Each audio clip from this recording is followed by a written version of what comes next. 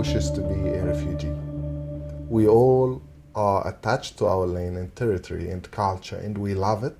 We were born there, and we love that our country and our people flourish.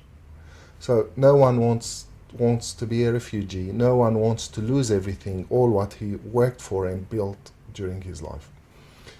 The international community should interfere by first stop the funding for the terrorism and militias, stop the political games in Syria, stop the trade in the blood of innocent people.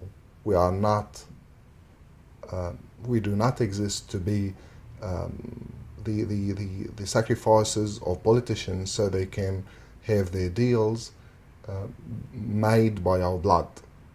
So we are here to live, and that's our basic right, that's our basic humanity requirement, and that's what God wants.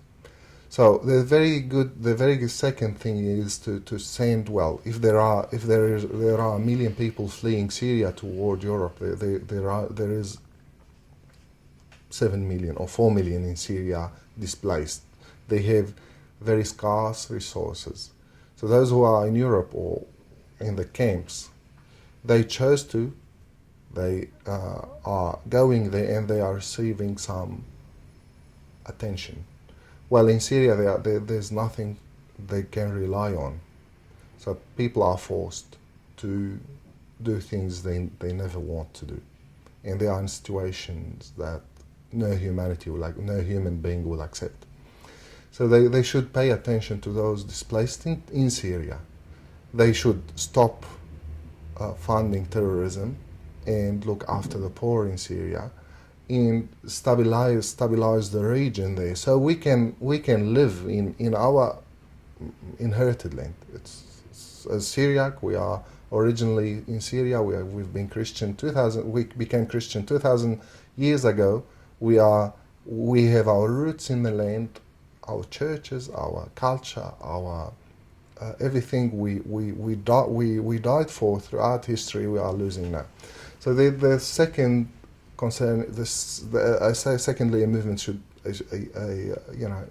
something should happen concerning the refugee influx to Europe. Yes, people should be accepted with dignity and generosity. Those are people. They are not sheep for slaughters.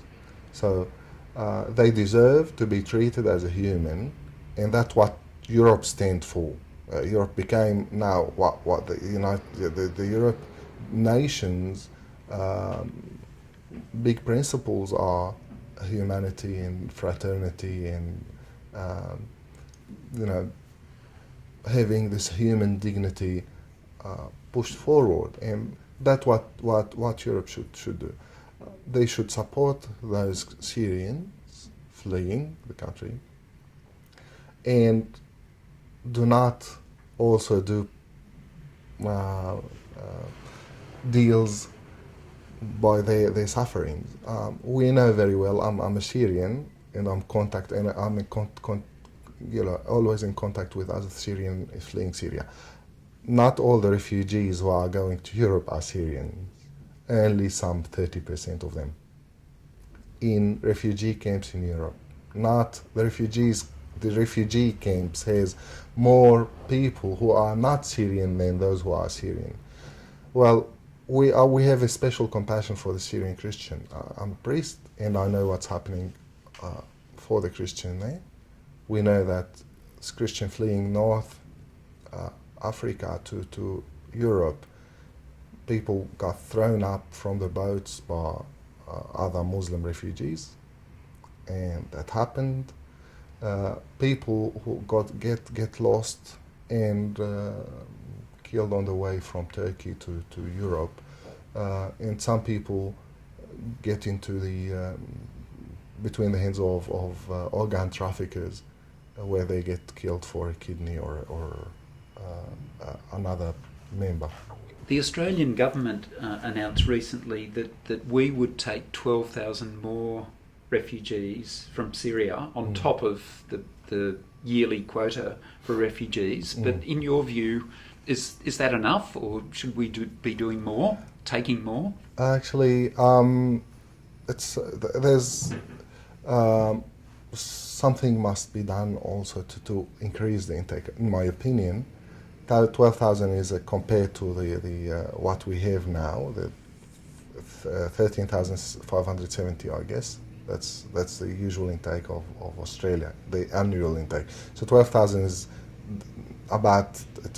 nearly about to double the number, but still not enough for the crisis. The crisis is huge. We know that Australia supported with humanitarian aids with millions of dollars in Syria. So it's a good work. It's also generous, but what I would like to see is more. Australia is a developed country. The people are welcoming, and they are more fair than all the other people. In my opinion, in the other regions, we don't see the same amount of discrimination. We don't see the same actions and reactions in Australia as overseas. So the people wants to. I guess the government, if the people are showing those signs, the government should be more generous toward the refugees. So I have another view. I guess choosing the most vulnerable must be selected really carefully, because we know that with the refugees, terrorism is exported to the Western countries, and Australia is targeted. We've seen throughout the last couple of years what has happened, and the security measures Australia introduced. So we need to be more careful.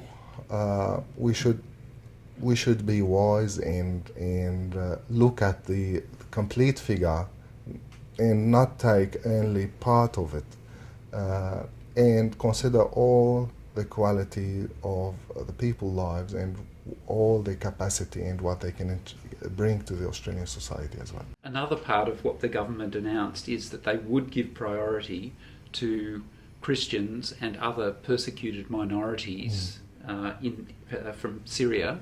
But what's your view on that? That's really good if it happens.